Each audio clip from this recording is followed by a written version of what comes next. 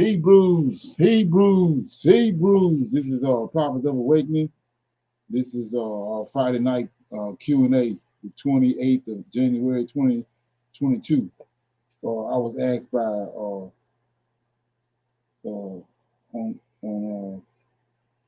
somebody left a comment on one of my videos about discussing Elijah. So I'm gonna kind of talk about that a little bit tonight.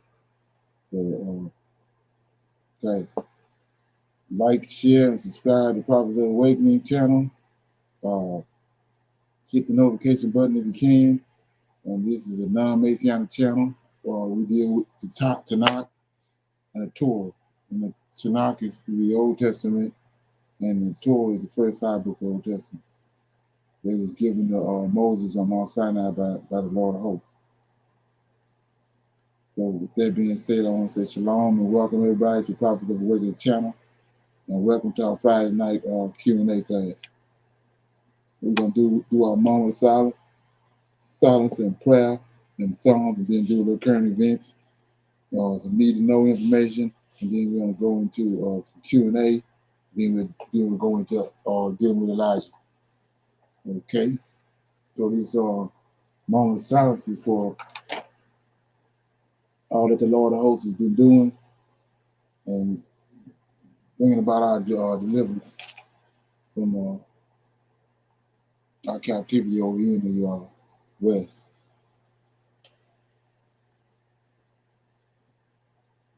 Oh Lord, we come before Thee, beginning of your Sabbath, thanking You for Your mercy and Your great power. And we appreciate You, O Lord, for Your patience and Your guidance in these last days. Oh Lord, we thank You for awakening us to Your great understanding of Your word. And we come before Thee, we come before Thee, and thanking You for and asking You to keep us, to direct us, and guide us through the upcoming week. Oh Lord, for there are troubles, pestilences, and mayhem that are every turn. Oh Lord, we see Your mighty hand in the world's affairs and how You are constructing Your people's deliverance. And we trust and rely upon Thee. For this cause, we honor and respect You greatly. Turn not Thy face from us, but allow Thy face to shine upon us in our searching of You, that we find You, O Lord, and that we dwell with You. Peace be unto You. Okay. So I'm going to read the Psalms right quick.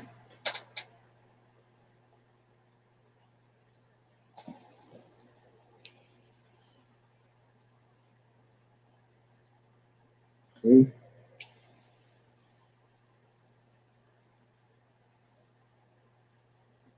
I'm going to read Psalm 59. It's a prayer for deliverance. It says, deliver me from my enemies, O my God. Defend me from them that rise up against me. Deliver me from the workers of iniquity, and save me from bloody men. For lo, they lie in wait for my soul. The mighty are gathered against me, not for my transgressions, nor for my sin, O Lord. They turn and prepare themselves without my fault. Awake and help me, and behold, Thou therefore, Lord God of hosts, the God of Israel, awake to visit all the heathens. Be not merciful to any wicked transgression. Selah, they return in the evening. They make a noise like a dog and go round about the city. Behold, they speech out with their mouth, swords are in their lips. For who, say they, doeth hear? But thou, O Lord, shalt laugh at them. Thou shalt have all the heathens in derision. Because of his strength will I wait upon thee. For God is my defense. God of my mercy shall, shall prevent me. God shall let me see my desires upon my enemies. Slay them not, lest my people forget. Scatter them by their power, and bring them down, O Lord, our shield. For the sin of their mouth and the words of their lips, let them even be taken in their pride, and for cursing and lying which they speak. Consume them in wrath, consume them that they may not be, and let them know that God ruleth in Jacob unto the ends of the earth. Selah. And at evening let them return, and let them make a noise like a dog and go around about the city. Let them wander up and down for meat, and gorge if it be not satisfied. But I will sing of thy power, yea, I will sing aloud of thy mercy in the morning, for thou hast been my defense and refuge in the day of my trouble. Unto thee, O my Lord, will I sing, for God is my defense and the God of my mercy. That was Psalms 59. Okay, anybody have any comment? Okay, I was going to shine a light on something that I think a lot of people are aware of. Is he says in verse 2, 59:2 says, deliver me from the workers of iniquity and save me from bloody means. Then 3 says, for lo, they lie in wait for my soul. So you know the soul is who you are. You got a body, but he says they lie wait for his soul. Right? And so he says, for lo, they lie wait for my soul. The mighty are gathered against me, not for my transgression. See, they don't give a damn about the transgression, the sins. They lie for my transgressions, nor for my sins, oh Lord. So they don't care about that. They're waiting on David's soul. And so and the opportunity to do it, to get his soul, is when he passed away. That's what he's saying. They lie away. So let's look at that right quick. You know, 2 Samuel 22. It says 2 Samuel 22. It says in verse 4, David talking. I will call on the Lord who is worthy to be praised. So shall I be saved from my enemies. When the ways of death, this is what they're waiting on. This the Psalm 59 talk about. They're waiting on him to die to get his soul. They don't want him to ascend back to where he kept back to heaven. So it says, when the waves of death compassed me, the floods of ungodly men made me afraid. That's what he's talking about. These wicked spirits and these giants. Just waiting on him to pass. They want to, they want to hijack his soul. So it says, uh, made me afraid. Then 6, the sorrows of hell compassed me by, and the snares of death prevented me. So these wicked spirits try to hold him ill, keep him from ascending up to heaven. So that's what he's talking about in 59. He says when verse 3, they lay in wait on him for his lay in wait on his soul. They don't give a damn about his transgressions or whatever he done in this world, in his life. They just waiting on him to pass, and they're gonna confiscate his soul and try to take it to hell. But like I said, let me put some more on that.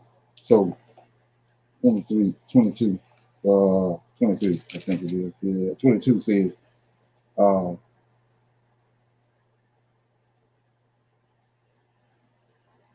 it says that then the earth shook, verse 8, and trembled, the foundation of heaven was moved and shook because he was wroth. This is the Lord of hosts. He went up, and there went up smoke out of his nostrils, and fire out of his mouth, and devoured coals were kindled. He bowed the heavens also and came down darkness, so he came down free David from these wicked spirits.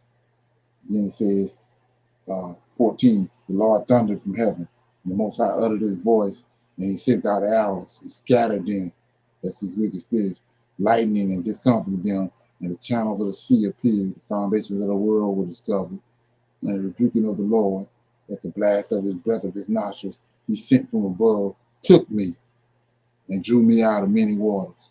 He delivered me from my strong enemies, and from them that hated me, for they were too strong for me. They prevented me in the day of my calamity when it passed. But the Lord was my stay. He came and got it. And he brought me forth also into a large place. And he delivered me because he delighted in me. Okay. Any comments on that? Anybody got any comments? Okay. So with that being said, anybody have any current events? So I see they really don't know what Russia's gonna do. Um, they really thinking Putin gonna go in on them. So what do you think? I was watching a video on that today where they gave a press conference at the White House. Yeah, I think you're going in because it's a concerted effort between them, uh, Iran and China.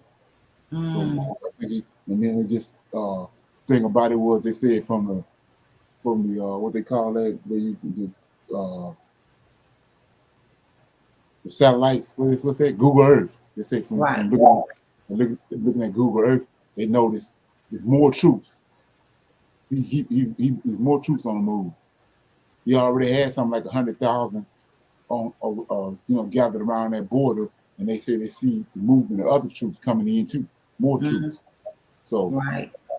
he ain't making. I mean, there ain't but one thing to come, one conclusion to come to. He got something on his mind, Mm, right? And like we was looking at last night, he got Europe in a pickle because they get all their gas from them. right. So he cut their gas off. That's why they said that they can't get NATO can't get together because a lot of those European countries ain't trying to hear that because you cut their gas off, they're gonna be through. Mm, Yeah, yeah. he ain't trying to hear nothing about these sanctions because he got the Right. upper hand. He got the upper hand. Yeah. And they saying he was very close to the border of Ukraine, so they was saying they don't know what he gonna do, but they was hoping he make the right decision. Ain't this so? Oh yeah. Okay. We got something right here. A couple of videos I think is pretty interesting. This person right here. Can you see that? Yes. The governors declare a state of emergency ahead of a severe winter weather. So it says bracing for severe winter weather that will hit the East Coast beginning on Friday night. A number of governors have already declared a state of emergency for different areas of their states. Governor Glenn Youngkin, Virginia, Phil Murray of New Jersey, Kathy Haku of New York, and Larry Hogan of Maryland, and John Carney of Delaware have all issued states of emergency. Out of abundance of cautions, I am declaring a state of emergency today as this storm is poised to create dangerous travel conditions, heavy snowfall rates, and sustained winds over 50 miles per hour tonight into Saturday. So, yeah, so they all getting braced, all getting set up for that. Okay. Anybody hear anything about that? I watched a little bit of a video today talking about the bad weather, but not all of it. But they were Okay. saying, in the Northeast, it was going to get worse. Right. You get some? Yeah, I was Okay. wondering where that was at. So it's up north mainly. Why, yeah, on the East Coast. Okay. Right. I hadn't heard about that. Okay. Got another one right here.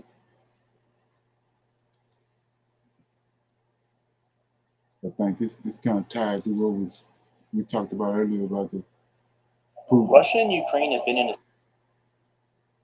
Okay. What is an overpass? Come on. Question, is that an S or a 5? I think it's a 5. I thought so. Frustration loading. Nobody wants more robots. Russia and Ukraine have been in a state of conflict since 2014. That's when Russia invaded and wrested control of the Crimean Peninsula from Ukraine. In response, the U.S. enacted a series of sanctions against Russia. The Biden administration has warned this time around that it's willing to inflict more severe economic consequences. Given that economic sanctions are the West's main deterrent here, I don't think this is something that they're going to mess around with. 8 years later, Russia has mobilized troops on Ukraine's border, and once again the U.S. and European allies are threatening Russia with economic sanctions if they decide to use military force against Ukraine. Well, Russia currently has over 100,000 troops built up on Ukraine's eastern border. They want to revise the post-war settlement. They want to talk about no more NATO expansion. They want to talk about no more NATO presence in countries like Ukraine, military presence, structural or institutional nature, and looking at specific types of capabilities. Economic sanctions. Yeah, I don't know what's going on with that. I couldn't see what was going on with it, but okay. Yeah, so the information I was trying to put out was that these generals and the Secretary of Defense, they all put out that it's going to be horrific for the world, and especially for America, if Putin go ahead and become aggressive with Ukraine. He says it's going to be dire consequences, all across, especially for America, but globally. Yeah. Okay. So here goes something here right here that really got me right here. It's kind of tied to two different videos. I'm gonna play the first one first.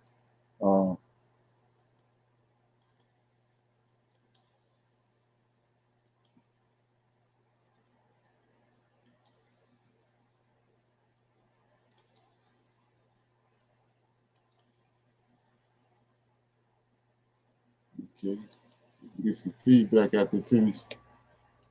Hello and welcome back to the channel. I'm just going to start this off by saying, with all that is happening in the world right now today, we don't need to see these kind of news reports coming out. So allegedly, some diseased monkeys escaped in Pennsylvania when there was a crash when two vehicles collided. There was 100 monkeys in total. Most of them were recovered. 3 of them escaped. Okay. There are varying reports. One said that 4 escaped and 1 was unaccounted for. Then it came back to say that only 3 escaped, but they were recovered. I do have some updates within the reports that I'm going to be sharing with you, because there is a woman who came in close contact with these alleged diseased monkeys. Anyway, I'm going to let you listen to the first report, which kind of highlights or details the accident. Then I'll be right back after that report. Jamie Labar was working at the front desk at a Super 8 hotel in Montour County, PA, on Friday when she heard that there had been a crash on the highway nearby. I thought it was just another car accident because there's always accidents there, she said. But it was not just another accident. The Pennsylvania State Police said that a pickup truck with an enclosed trailer full of 100 monkeys had collided with a dump truck, and that 4 of the monkeys had escaped. The cynomolgus monkeys, which are often used in scientific research and can cost up to $10,000 each, had been on their way to a lab in Florida when the crash happened at about 3:20 p.m. on Route 54 near Interstate 80 in Montour County, about 150 miles northwest of Philadelphia, the state police said. No people were hurt, but troopers and state wildlife officials responded as the search for the monkeys intensified into the evening hours. A state police helicopter was also put on standby, but had not been deployed for aerial reconnaissance, Trooper Lauren Lesher, a state police spokeswoman said. As of Saturday morning, only one monkey was unaccounted for, according to state troopers. Anyone who sees or locates the monkey is asked not to approach, attempt to catch, or come in contact with the monkey, they said on Twitter. Cynomolgus monkeys were in such high demand for coronavirus vaccine research at the beginning of the pandemic that some scientists were talking about the need to create a strategic monkey reserve, an emergency stockpile similar to those maintained by the U.S. government for oil and grain.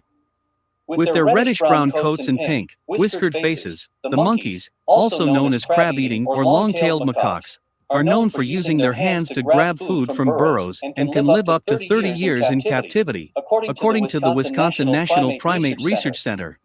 Ms. Labar said that when her friend told her that monkeys had escaped after the crash, she assumed it was a joke. Then she began to worry, she said, at the thought of the monkeys scampering in traffic and trying to stay warm. Temperatures in Montour County were expected to plunge to near zero on Friday night. I hope somebody gets them out of the cold, whoever it is, Ms. Labar said. Maybe, she said, that someone could be her. Okay, so the first report kind of highlights what happened with the accident, how many monkeys escaped, the events leading up to the woman who actually came to help. You know, sometimes you see animals, you just think that they're just, approachable, and that you don't think about the CDC having to be involved if you see an animal in distress. Her concern was, is the animal cold? Does he need help? Not knowing that it's possible hazardous materials with these animals, being the animals themselves, possibly alleged diseased monkeys, right? And so the second report is going to talk about the woman actually developing some strange symptoms just days after coming in contact with these alleged diseased monkeys. Here's that report. A woman who came into close contact with an escaped monkey on the side of an interstate in Pennsylvania said she developed pink eye-like symptoms and is now on preventative medication. A truck hauling 100 macaque monkeys from Africa was headed to a lab in Missouri when it collided with a dump truck Friday at Route 54 and Interstate 80 in Valley Township. Michelle Fallon of Danville said she pulled over to help the driver. I thought I was just doing the right thing by helping. I had no idea it would turn out this way, said Fallon. He just asked if his trailer was okay. He never said, if you do come near a crate, do not touch it. If he would have told me that, I would have been more careful. That's when she came face to face with an agitated monkey, which hissed in her face. 3 monkeys in all escaped during the ordeal. During the search, officials warned the public not to come near the monkeys because they could transmit disease.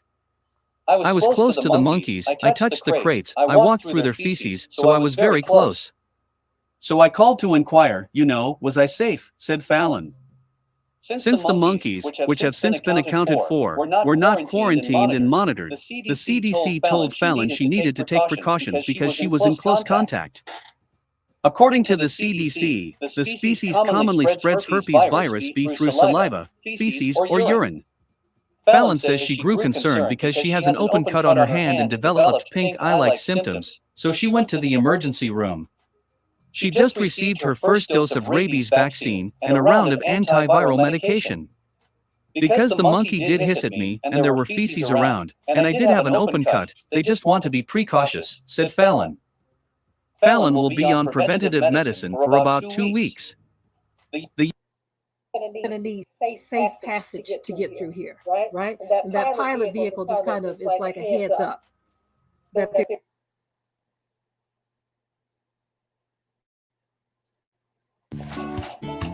Okay. Any comments? What you think? Anybody heard about that? No, I didn't. Yeah, so it seems like to me it's kind of suspicious because of why would you have, you got diseased monkeys, 100 of them. Why you not having no escorts and all that? So and then just so happened the truck with the 100 monkeys in it run into a 18-wheeler or a dump truck, and not It ain't running into like a pickup truck or some car that's not gonna really do no damage. It runs into a 18-wheeler or a dump truck that jar the thing open where their monkeys get out. That's suspect to me. It don't make any sense. I mean, you got, with all that happened already last year, 2 years, with all these other diseases and stuff, and it's going on, you're gonna transport 100 diseased monkeys, you know, in that manner. You know, you ain't have no. I mean, you could have even flew them where they was going. You know what I'm saying? And they headed to a lab. Yeah, they had to a lab. Then, you know what I'm saying? Then, like I said, even after the monkeys that got out, they didn't even send out nobody to, you know, like you said, they had a helicopter, a search helicopter. They didn't call that search helicopter at first. They called it later on. I mean, you got some diseased monkeys that's running around that's out. Come on, man. It don't sound right. You know, and like I said, when you understand how they operate, they make sure they put it on the news so the word can get out. So, you know, whatever they got playing, you know, this their excuse right here that these monkeys that got out. Go back to AIDS. Remember, there's supposed to be some monkeys it came from some monkeys. Not only that, some monkeys in Africa. That's where these monkeys come from. Is there something? We're gonna go in a little deeper in the comments or anything. Okay. So keep your eyes open on that one.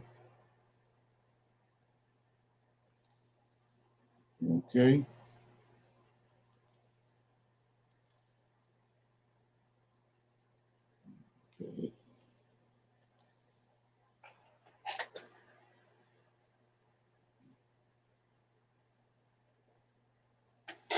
Within the last 3 days, which almost no one has been discussing or talked about on video. Now it relates sort of. Yeah, before we get started, so they got a movie out. I forgot to mention that it's a movie.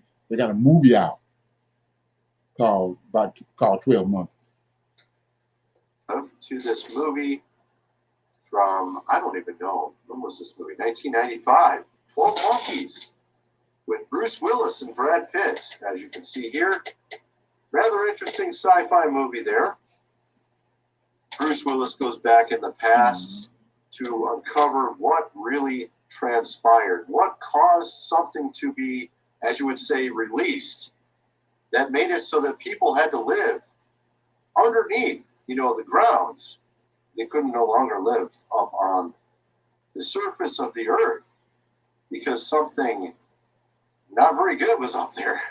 And it sort of relates to the whole thing that we've seen over the last 2 years. But this one's different. This one's, you know, I should say worse. And, of course, that was sort of the theme of the movie. Now, interestingly, something happened about 3 days ago that I've only seen one channel discuss. 3 monkeys had gotten, as you would say, away when 2 vehicles, we're talking a semi and some other vehicle, you know, crash. And this was in Pennsylvania. So you had 3 of these monkeys out of 100. There were 100 on the vehicle.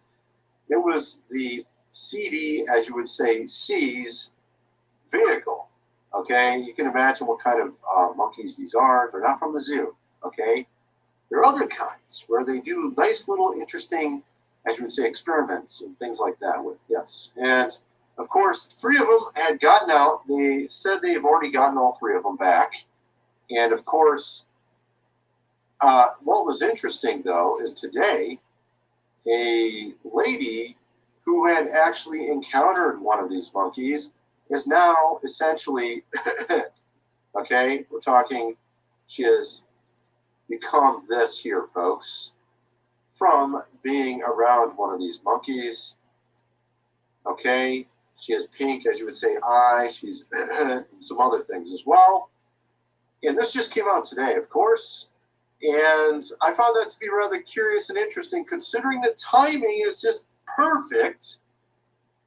That the thing that we've been seeing over the last 2 years is seemingly coming to an end. We've seen places open up. We've seen this Omicron not make it very obvious that it's just pretty much a nothing burger at this point. Everybody's getting it, and it just seems like it's becoming a normal thing. At this point, we're seeing a lot of places open up now. They need something new. They need something new. I'm not saying that's what this is. We don't know. We don't know what this is. It's just rather curious. No one's really talking about this. And the fact that this just happened today. And it reminded me, I just saw this movie, and it reminded me of this movie here, Resident Evil. Welcome to Raccoon City, this new movie where essentially there's like a small town in the middle of nowhere, kind of like Pennsylvania, where you have like lots of forest and wooded areas and things like that. Of course, something gets out, the exact same thing. There's a same kind of idea. And next thing you know, like literally 24 hours later, the whole place is, because it was very quickly going everywhere. All right? And I'm not saying that's what's going on here. We don't know what this is. We don't know. Yeah, so you want to check that out. That's did they just let out the real 12 monkeys in Pennsylvania, okay? So you want to watch it. Anybody else have any comments on that? Okay, I'm just opening up for some questions. Q&A before I do my little discussion on Elijah. Anybody got any questions or comments about anything?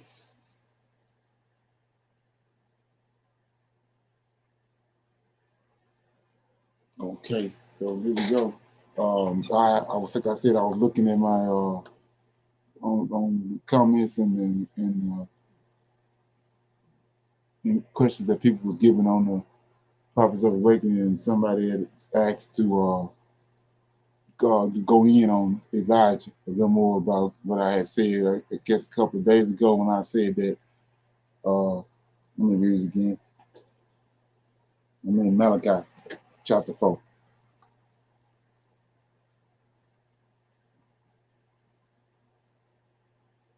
Okay.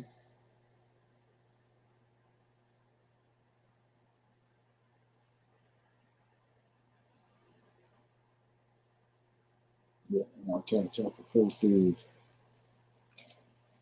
it says, I'm going to read all of it. It's only 6 verses. It's the coming day of the Lord. For behold, the day cometh that shall burn as an oven, and all the proud, yea, all that do wickedly, shall be stubble. And the day that cometh shall burn them up, saith the Lord of hosts, that it shall leave them neither root nor branch. Right? It says, but unto us that fear his name, my name, the Son of Righteousness shall arise with healing in his wings, and ye shall go forth and grow up as calves in the stall, and ye shall tread down the wicked, for they shall be ashes under the soles of your feet. In the day of the Lord shall do this, saith the Lord of hosts. Remember ye the laws of Moses. Remember ye the laws of Moses, my servant, which I commanded unto him at Horeb for all Israel, with the statutes and the judgments. Then verse 5 says, behold, I will send you Elijah, the prophet, before this day, before the day of the Lord. I will send you, behold, I will send you Elijah the prophet before the coming of the great and dreadful day of the Lord. Then the purpose of him coming is 6. He shall turn the heart of the children, of the fathers, to the children, and the heart of the children to their fathers, lest I come and smite the earth. So, so what are you talking about? Like I said, our forefathers are in. It's who he resurrected in Ezekiel 37. You're going to stand back up on their feet. We went over there where he told Daniel, go that way and sleep and rest. You're going to die and rest, and then I'm going to raise you back up. Excuse me. I'm going to raise you back up in your lot. And like we know, it's 12 tribes, 12 lots. So he said, Daniel, you're going to raise Daniel back up in the lot where his tribe is. So we see Joseph say the same thing. Don't leave my bones here in Jerusalem, but take my bones with you to when you leave here. Take them to Zion. So we see how that all flow together. So we the descendants, we the children that's alive now that descended from these people. So he's gonna resurrect the fathers over there in the land and bring us here over there. But Elijah is the one that's gonna bring us together. And it just so happened Elijah is a prophet, and Elijah is out of the priesthood. So Elijah is gonna be like the mediator in between him resurrecting our fathers and us being delivered from the lands of our captives. Bring us back over there. So I want to shine light on something before I'm gonna go forward. It says in verse 3, and ye shall tread down. See that? It says, ye shall tread down the wicked. And then it says, for they shall be ashes under the soles of your feet in the day that I will do this, said the Lord of hosts. So what is he talking about? He says, for they shall be ashes under the soles of our feet. What is he talking about? Let's go look at it. I mean, Joel.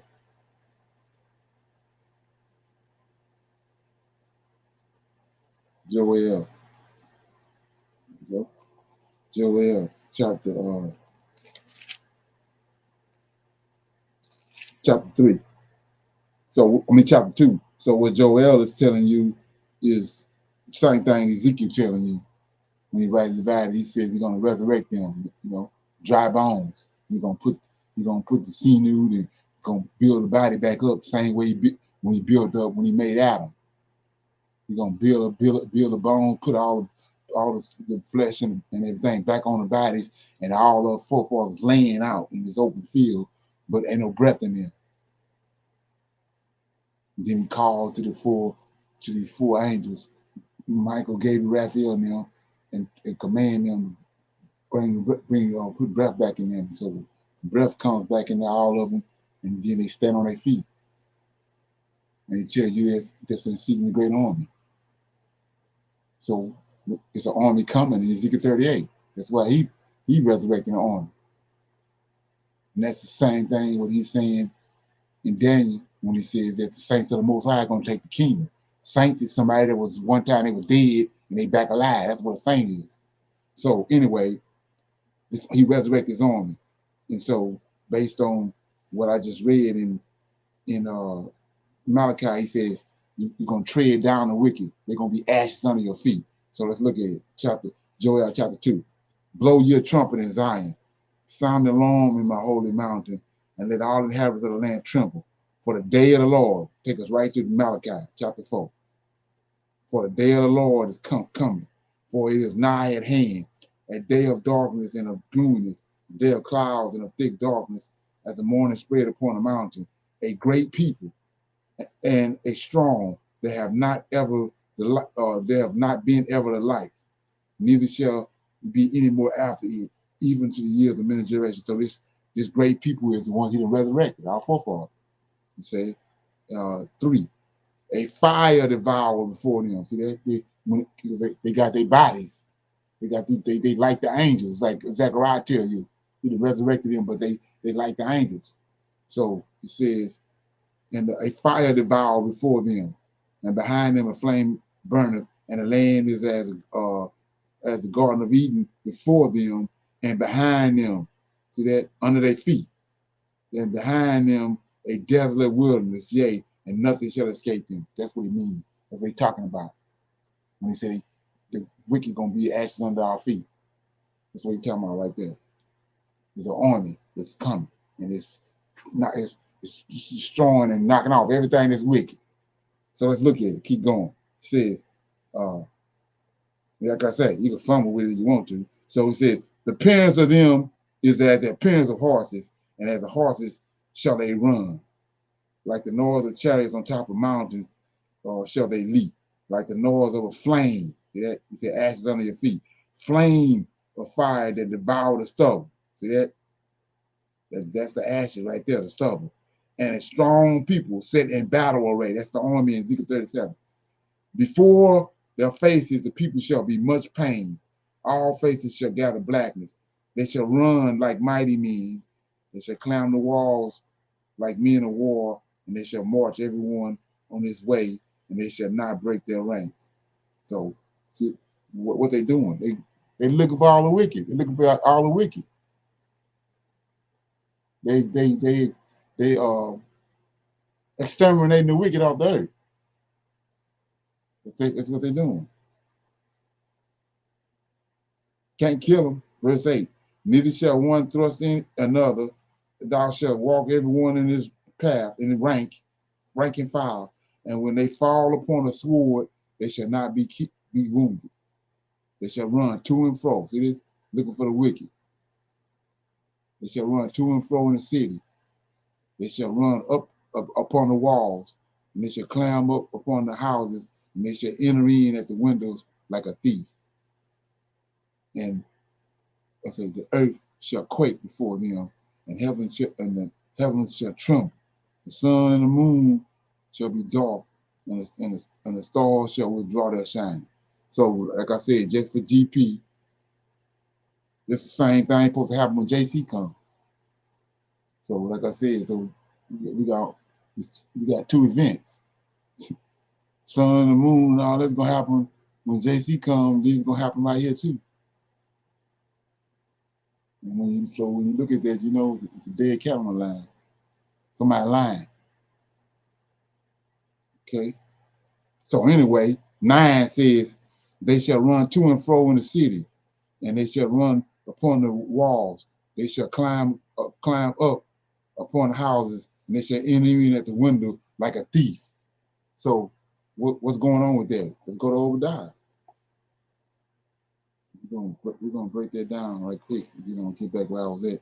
Obadiah tells you right here that, like I said, the Most High, he brings recompense. So, verse 5 of Obadiah, it's Esau. If thieves, see that? They said they running all over the place, over in the land of Israel, looking for thieves. Right? Says, if thieves came to thee, if robbers by night, how will I cut off? Would they not have stolen till they had enough? If grape gatherers came unto thee, would they not have left some grapes? Grapes is the Israelites, the bowls, right? 6, how are the things that Esau sought out? How are his hidden things sought out? So we know what he done. Verse 10, for thy violence against thy brother Jacob, shame shall cover thee, and thou shalt be cut off forever. That's how they get cut off right here. This army. They come running to and fro all through the city of, all through the land of Israel, killing all the Edomites, all the thieves. So you say, that's your rendition? I'm in Obadiah, chapter 17. But upon Mount Zion shall be deliverance. See that? Now keep in mind, the Edomites over there right now, sitting ducks. So it says, but upon Mount Zion shall be deliverance, and there shall be holiness, and the house of Jacob shall possess their possession. And the house of Jacob, the resurrected house of Jacob, the whole house of Israel, shall be a fire. See that?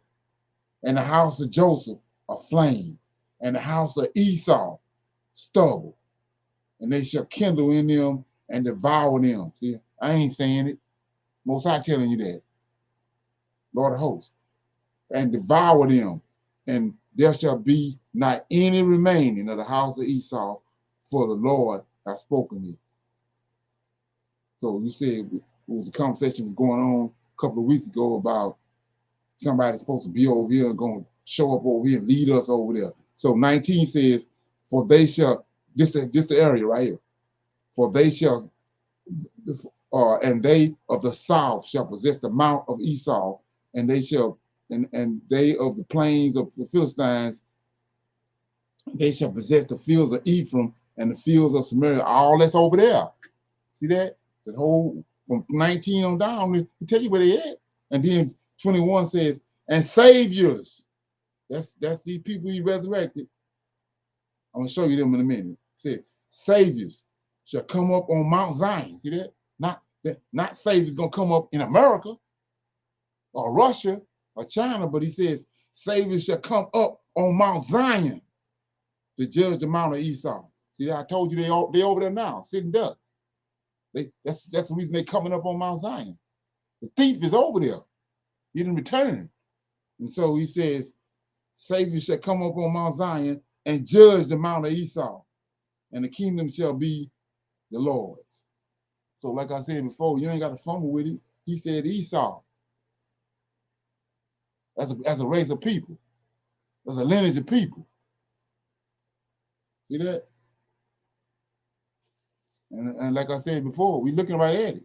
Everything I just read, it showed you, we looking right at it. So he says, 18, the house of Jacob shall be a fire, and the house of Joseph shall flame. But let's look at that right quick. You know, get back where I was at. Zechariah. And none of this ain't nothing figment of my imagination. I'm going in the book and reading. So it says, chapter 12, starting at verse 1. Future deliverance. See that? Future deliverance of Jerusalem. The burden of the word of the Lord for Israel, says the Lord, which stretcheth forth the heavens, left the foundation of the earth, and formed the spirit of man within him. Behold, I will make Jerusalem. See that? Jerusalem, not America. I will make Jerusalem a cup of trembling under all people round about, when they shall be in the siege, both against Judah and against Jerusalem. And in that day I will make Jerusalem a burdensome stone for all people, and all that burden themselves with it shall be cut in pieces. How? His army is going to cut them in pieces, right? Thou and all the people of the earth shall be gathered against it. That's Ezekiel 38, the hook. He said, I'm going to put hooks in you and bring you to the valley of Jehoshaphat. That ain't over here in America. Okay? 4. In that day, says the Lord, I will smite every horse with astonishment and his riders with madness, and I will open my eyes upon the house of Judah. Right? See that? We just read, he said they're going to be a flame, and Ephraim going to be a flame, and Esau going to be stubble. See it right here. And I will open my eyes upon the house of Judah, and I will smite every horse of the people with blindness, and the governors, the kings. They all dead right here when Zechariah wrote this. The kings of Judah shall say in their heart, the inhabitants of Jerusalem shall be my strength, and the Lord of hosts, their God. In that day will I make the governors of Judah like a heap of fire. See that? They got bodies like these 7 holy angels got. They've been resurrected. They got these bodies that was already promised to them when they deliver righteous life, keep the Most High commandments, and he's going to resurrect them with these bodies. They already knew that. This hook with JC wasn't in the picture then. These Greeks and Romans ain't came yet. So it says, 5, and the governors of Judah shall say in their heart, the inhabitants of Jerusalem shall be my strength, and the Lord of hosts like their God. In that day I will make the kings of Judah like a heap of fire among the wood, like a torch of fire in a sheaf, and they shall devour. See that?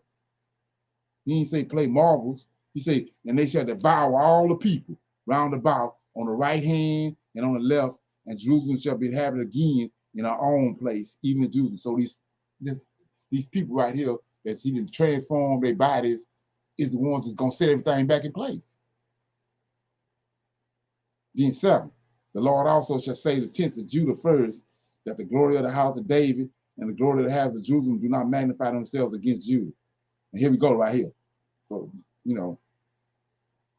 in that day shall the Lord defend the inhabitants of Jerusalem. How you going to do that? And he that is feeble among them at that day shall be as David. That's us. We're going to be as David. But the house of David, all the ones he resurrected, the house of David shall be as God, as the angel of the Lord before them. I ain't right. There it is. So anyway, so with that being said, I want to go back to Malachi where I had started in dealing with Elijah. It says that was like some groundwork. A lot of people don't know this stuff. So he says, verse 5, Malachi 4 and 5. Behold, I will send you Elijah the prophet before the coming of the great and dreadful day of the Lord. So you might as well, put your best outfit on, cause Elijah coming. He just told you right here. You can fumble with it if you want, but he just told you Elijah coming. So you got to factor him into the equation. So like I said, it's two messiahs. We know that from Babylon. Let's look at it. It's two messiahs. I mean, Haggai. They had to get getting ready to be the 70 years up that were prophesied by Jeremiah. So he tells them right here. Let me get it. Haggai. So he gotta get them prepared and get them ready. He tells right here. He says, and I'm in chapter 1 of Haggai, and it says, the people urged to build a temple, and in the second year of Darius, his time, we were at around 69 years. So he got to get the two anointed ones. In the second year of Darius, king, in the 6th month, in the first day of the month, came the word of the Lord to Haggai. Came to Haggai, the prophet, unto Zerubbabel, the son of Shepherd, governor of Judah, and Joshua, the son of Josedek, the high priest. They go to two anointed ones. So the time came. He's close to the time. So he had to come get the two anointed ones. There they are right there. He had to come get them. Same thing in verse 12. Then Zerubbabel, the son of Shepherd, and Joshua, the son of Josedek, the high priest, with all the remnant of the people, obeyed the voice of the Lord. So we see it. So go to Moses. He met Moses on Mount Sinai, told him to go back to the land. When you get there, Aaron gonna be waiting on you. So Aaron and Moses was the ones that was assisting, Most High was assisting and delivering them out of Egypt. And so he tells you right here. Let's go back to Malachi chapter 4. We're gonna read it again, verse 1. For behold, the day cometh that shall burn as an oven, and all the proud, all that do wickedly, shall be stubble. And the day that cometh shall burn them up, said the Lord of hosts, that it shall leave them neither root nor branch. So he got the day of the Lord. When the day of the Lord comes, he got to do the same thing he did before with Zerubbabel, Joshua, Aaron, and Moses. So I tell you right here, verse 2. But under you that fear my name shall the Son of Righteousness arise with healing in his wings, and he shall go forth and go up his calf. So, like I said before, ain't but one person that was a son of righteousness, not S-U-N, S-O-N. Enoch was so righteous that he was taken up. And so there go one. Again, we tell you in verse 4, remember ye the laws of Moses, my servant, which I commanded him unto Hebrew, that all Israel, the statutes and the judgment, behold, I will send you Elijah. They go both of them right there.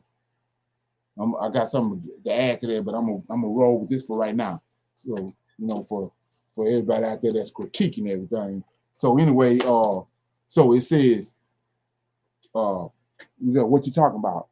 Well, let me read what happened to Enoch. I'm gonna read some of that. Let me get it. I'm in chapter 3 of Enoch. This is what happened to Enoch. It says, Enoch lived 65 years and he begot Methuselah. And Enoch walked with God after having begotten Methuselah, and he served the Lord and despised evil ways of men. And the soul of Enoch was wrapped up in the instructions of the Lord, in knowledge and in understanding.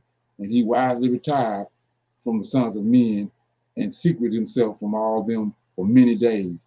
And it was at the expiration of many years, while he was serving the Lord, praying before him in his house, that the angel of the Lord came, called unto him from heaven and said, here I am.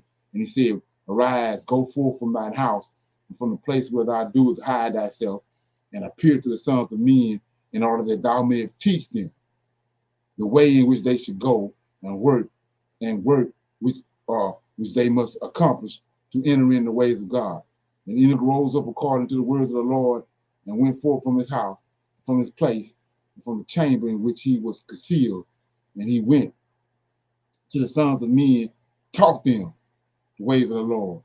And at that time assembled the sons of men and acquainted them with the instructions of the Lord, and he ordered it to be proclaimed in all the places where the sons of men dwelt, saying, where is the man who wishes to know the ways of the Lord and his good works? Let him come to Enoch. And all the sons of men then assembled to him, for all who desired this thing went to Enoch. And Enoch reigned over them. See that? Enoch reigned over them. So that tell you a king. This is who Melchizedek is. And he reigned over the sons of men according to the word of the Lord. And they came and bowed to him, and they heard his words. And the Spirit of God was upon Enoch. And he taught all his men, the wisdom of God and his ways. And the sons of men served the Lord all the days of Enoch. And they came to hear his wisdom. So let's look at that right quick, because you got a lot of, got people that's getting all this misconstrued and misconcocted. So Most High prepared Enoch. Enoch was taken up. So if they come and Enoch talk to him, Enoch got the answer. The Most High prepared him. It ain't that Enoch know everything. The Most High prepared him. He full of the wisdom of the Lord, the Spirit of the Lord on him. It ain't that he know everything. Okay? 8. And the Spirit of God was upon Enoch, and he taught all the men the wisdom of God and his ways. And the sons of men served the Lord all the days of Enoch, and they came to hear his wisdom. And all the kings of the sons of men, both first and last, together with their princes and judges, came to Enoch when they heard his wisdom, and they bowed down to him. And they also required of Enoch to reign over them, to which he consented. And he assembled in all 130 kings and princes, and they made Enoch king over them. And they were all under his power and command. And Enoch taught them wisdom and knowledge and the ways of the Lord. And he made peace among them. And peace was throughout the earth during the life of Enoch. And Enoch reigned over the sons of men 243 years. And he did justice and righteousness with all his people. And he led them in the ways of the Lord. And these are the generations of Enoch, Methuselah, Elisha, and Elimelech, 3 sons, and their sister was Milcah and Naamah. And Methuselah lived 87 years, and he begot Lamech. And he was in the 56th year of the life of Lamech when Adam died. 930 years old was he in his death. And his two sons, with Enoch and Methuselah, his son, buried him with great pomp, and at the burial, as the burial of kings, in the cave which God had told him. And in that place, all the sons of men made great mourning and weeping on account of Adam. It has therefore become a custom among the sons of men to do to this day. And Adam died because he ate of the tree of knowledge, he and his children after him, as the Lord had spoken. And he was in the year of Adam's death, which was the 240th year of the reign of Enoch. In that time, Enoch resolved to separate himself from the sons of men and to secret himself as at first in order to serve the Lord. And Enoch did so, but did not entirely secret himself from them, but kept away from the sons of men 3 days, and then he went to them on one day. And during the 3 days that he was in the chamber, he prayed and praised the Lord his God. And the day on which he went and appeared to his subjects, he taught them the ways of the Lord, and all that they asked him about the Lord, he told them. Let's look at it again. 19. During the 3 days that he was in his chamber, he prayed, and he praised the Lord God. And the day on which he went and appeared to his subjects, he taught, look at this, he taught them the ways of the Lord, what the Lord had taught him. And all they asked him about, he told them, because the Lord had prepared him. It ain't that Enoch know every damn thing. The Most High done prepared it. So when you ask him, the Most High done dealt with him, and he gonna give you the answer. Ain't no big deal. Okay, So anyway, you want to read that chapter. I want to get to the meat of it, to the topic. So it says, 28. It says, and they took Enoch, and they had seen, and they told Enoch what they had seen, and Enoch said to them, on my account does this horse descend upon the earth. The time is come when I must go from you, and I shall no more be seen by you. And the horse descended at the time, and he stood before Enoch, and all the sons of men that were with Enoch saw him. And Enoch then again ordered a voice to be proclaimed, saying, where is the man who delighted to know the ways of the Lord his God? Let him come this day to Enoch before he is taken from us. And all the sons of men assembled and came to Enoch that day, and all the kings of the earth with their princes and with their counselors remained with him that day. And Enoch then taught the sons of men wisdom and knowledge, and gave them divine instructions. And he bade them serve the Lord and walk in his ways all the days of your life. And he continued to make peace among them. And it was after this that he rose up and rode upon a horse, and he went forth, and all the sons of men went after him, and 800,000 men, and they went with him one day's journey. And the second day he said to them, return home to your tents. Why will you go? Perhaps you may die. And some of them went from him, and those that remained went with him 6 days' journey. And Enoch said to them, every day return to your tents, lest you may die. But they were not willing to return, and they went with him. And on the 6th day, some of them remained and clung unto him. And they said unto him, we will go with thee to the place where thou goest. As the Lord liveth, death only shall separate us. And they urged so much to go with him that he ceased speaking to them. And they went after him and would not return. And when the kings returned, they caused a census to be taken in order to know the number of remaining men that went with Enoch. And it was upon the 7th day that Enoch ascended. See this? Enoch ascended into the heavens in a whirlwind. We already know what a whirlwind is. That's Michael, Gabriel, Uriel, Raphael, and Yahweh on top of sapphire stone. So he came and got him with horses, chariots of fire. And on the 8th day, all the kings that had been with Enoch sent to bring back the number of men that were with Enoch in that place from which he had ascended into heaven. And all those kings went to the place, and they found the earth there filled with snow.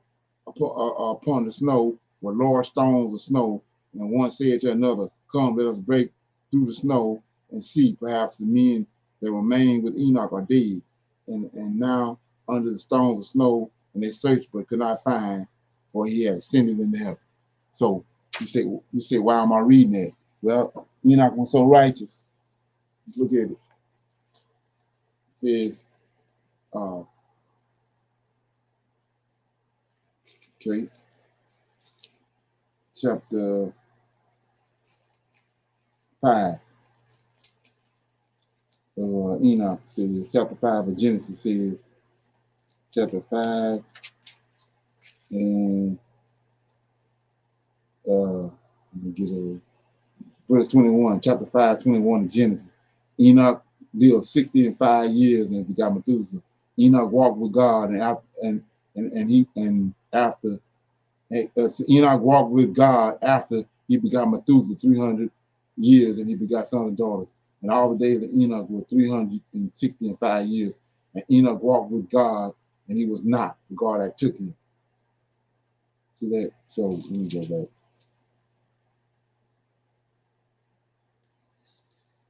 Right. So the reason why he took Enoch was because Enoch was so righteous. He was so righteous. So when we go back to Malachi, verse 2 says, but unto you that fear my name shall the Son. They got, like I showed these clowns and hook with this, but it says, Malachi 4 and 2, but unto you that fear my name, the Son, that's a man, S-O-N, right? That Adam and all his lineage after him were sons of God. They were sons of the Most High. So it says, but unto you that fear my name shall the Son of righteousness arise with healing in his wings, and ye shall go forth and grow up as calves in the stall. So we go, that's the Son of righteousness, S-O-N. You got son of righteousness in verse 2, and you got Elijah in verse 5. Now we got another son of righteousness, like I said before, and I'm gonna show you that right here. It's in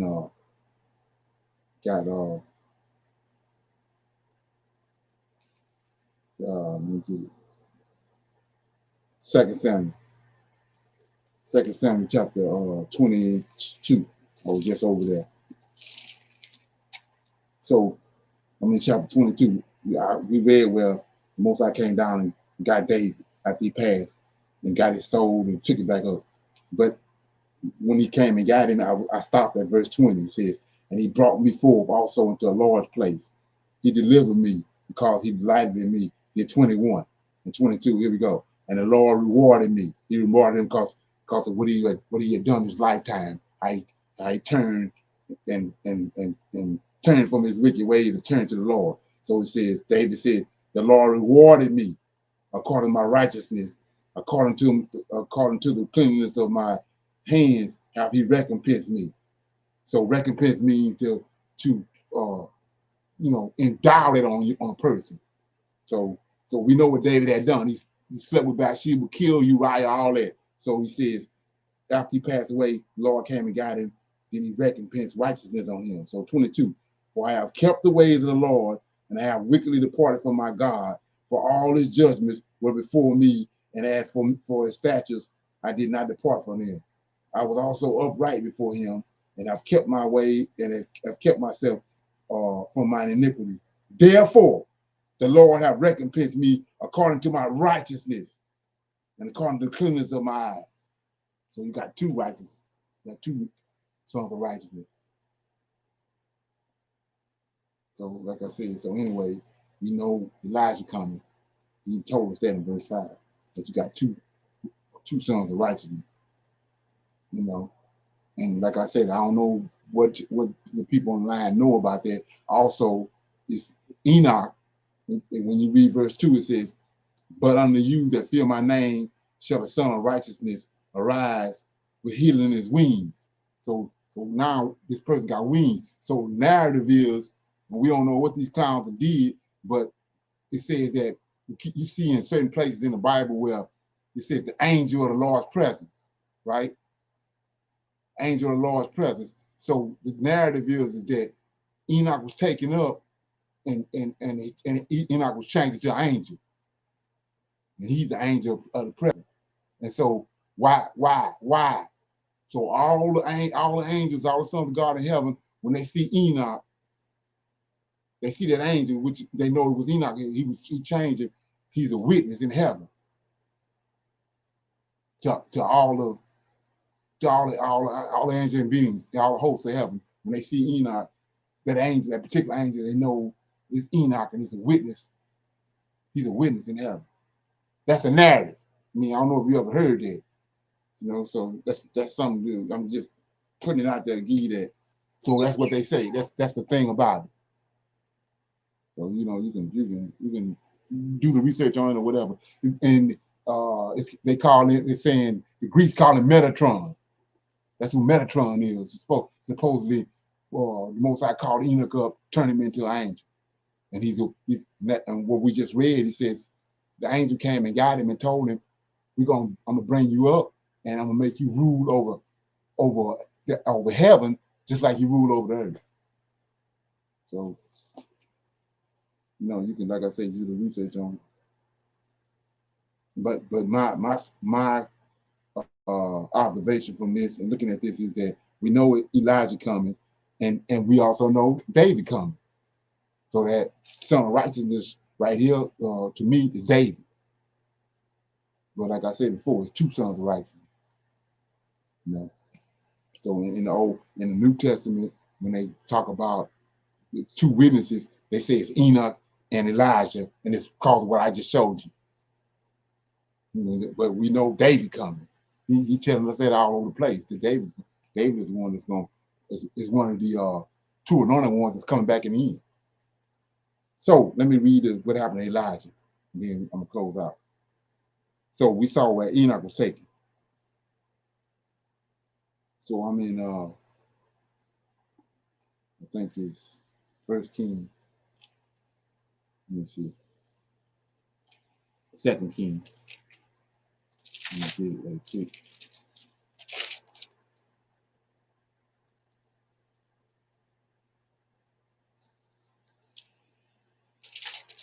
Okay.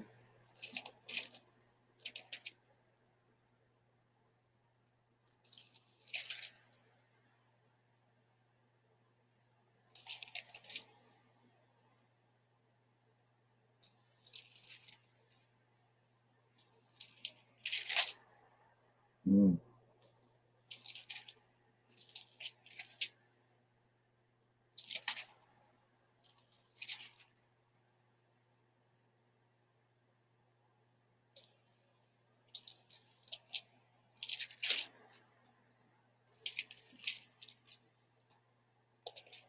Okay.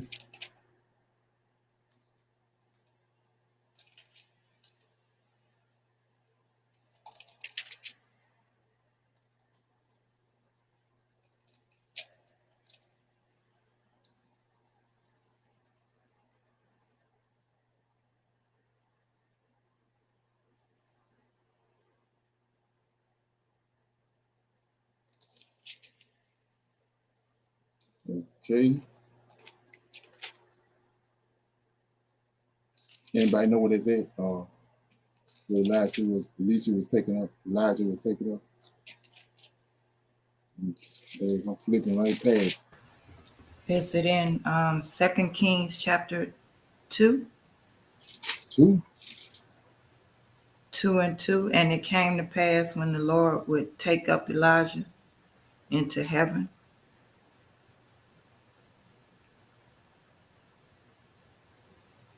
Second Kings chapter 2. Chapter 2, verse 2?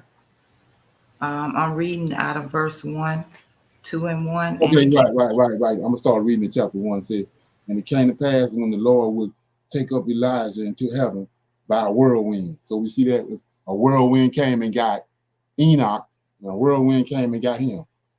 And let's look at the whirlwind, because I don't want to, you might not know this. I'm in Ezekiel. Let me get it. Okay. Ezekiel chapter 1.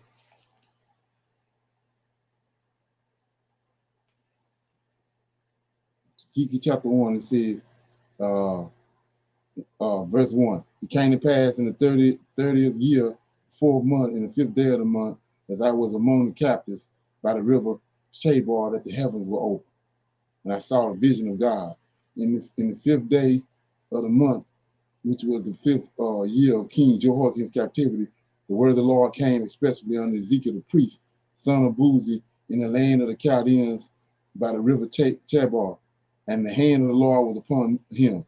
And I looked, and behold, a whirlwind, see that?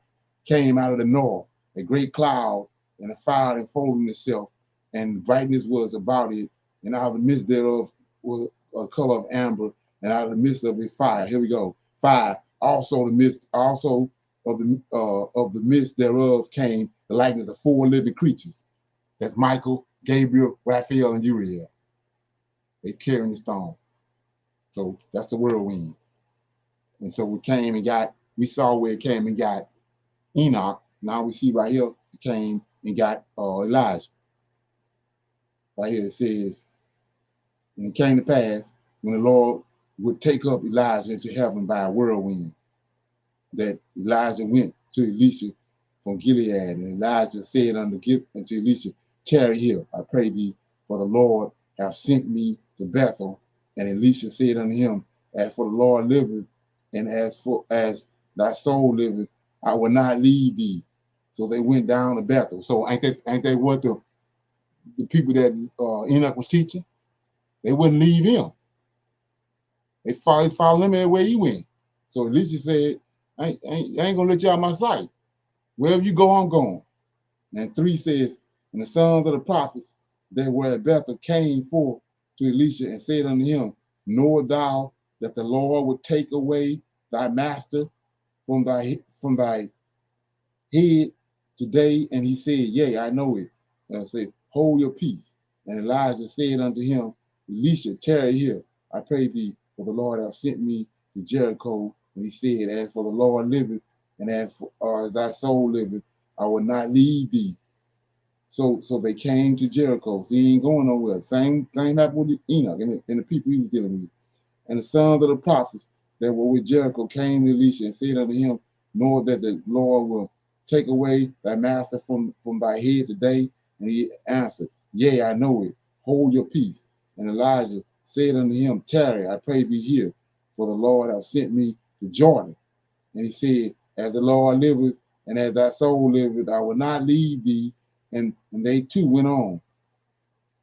And 50 men of the sons of the prophets went and stood in the view afar off, and they too stood by Jordan. And Elijah took his mantle, wrapped it together, and smote the water, and they were divided hither and thither, so that the two went over on dry ground.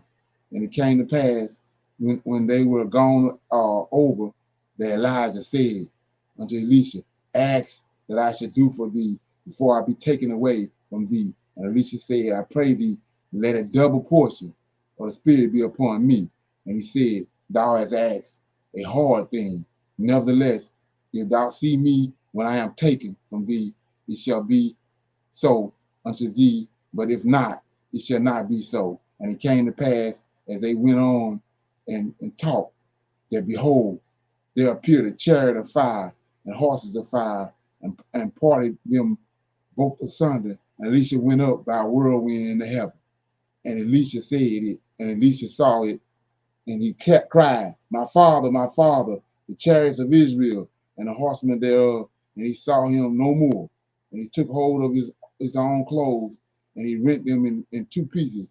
And he took up also the mantle of Elijah that fell from him, and went back and stood by the banks of the Jordan.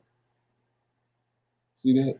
So we say, so what we looking at? Like I say, we going all the way in where the rubber meet the road. So didn't he come get David? He thundered from heaven and came and got David. They just said David had passed, but he thundered from heaven and came and got David and brought him up. He came from heaven and got Enoch. He came together and got Elijah. See that? So like I said, he ain't doing that just for the hell of it, just for GP. We see right here in Malachi that he got a plan, and he just told you he came and got him for. You're gonna use him at the end time. So like I said before, if you don't understand all that right there, because you go flipping through here and see he, you know what I'm saying? That don't mean a damn thing. You gotta rightly divide what he it is. It's just like you gotta rightly divide what Lord it is. What Lord you're dealing with when it says Lord. There's more than one Lord. There's more than one he.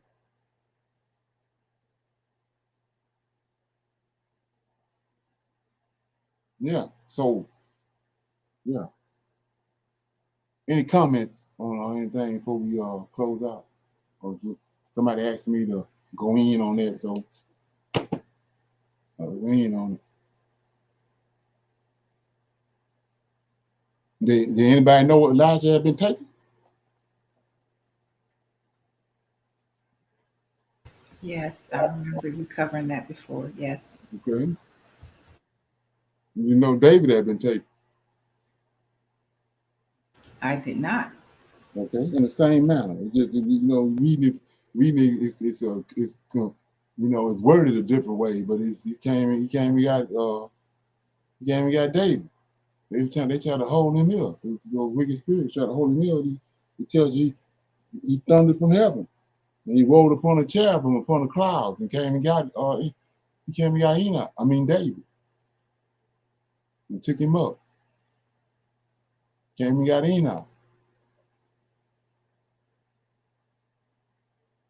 So like I was saying before, I've seen a couple of videos where these guys was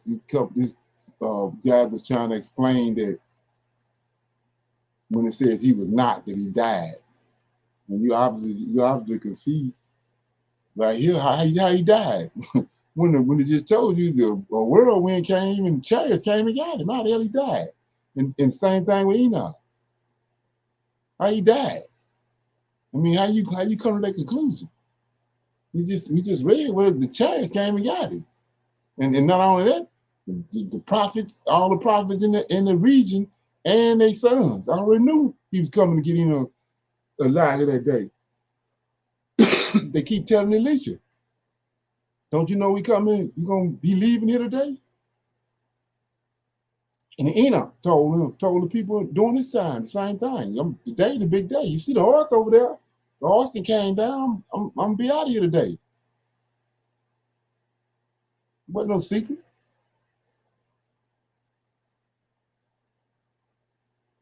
Okay. So before we leave, just that Metatron's and Enoch being changed to an angel. I'm just giving you the information that I got. So you put it on a shelf, on another shelf, and you want to deal with it, you can deal with it. But I'm just putting it out there because so you have something to work with. Okay. So everybody good? Anybody got anything before we go? Any questions about anything or comments?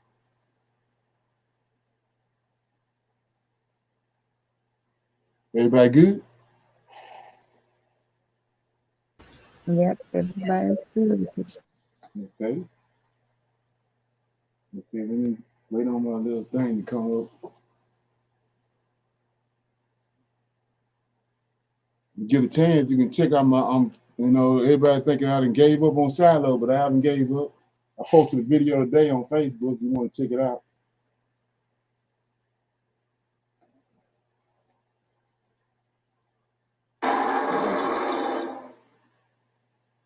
Okay, so I'll see everybody in the morning for a Sabbath class at 10 o'clock. Shalom. No.